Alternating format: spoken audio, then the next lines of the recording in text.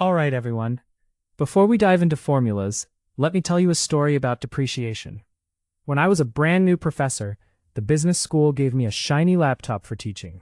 It was top of the line, cost the department $2,000, and I treated it like treasure. First week, I said to myself, this thing is worth $2,000, period. Then, 2 years later, it wouldn't hold a charge, the keyboard stuck, and a student politely informed me it was vintage. Here's the lesson. The laptop didn't lose value only on the day it finally died. It lost value a little at a time while it was helping me earn value, running lectures, grading papers, and surviving my coffee spills.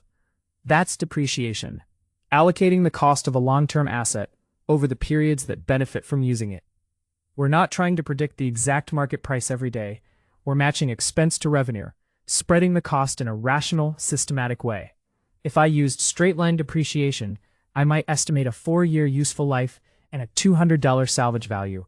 That means I'd depreciate $1,800 over 4 years, $450 per year.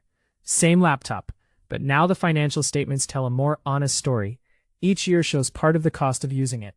And when an asset's value drops faster early on, like cars or tech, we might use accelerated methods to reflect that pattern. So depreciation isn't magic. It's storytelling with numbers, how assets quietly get used up while they help the business run.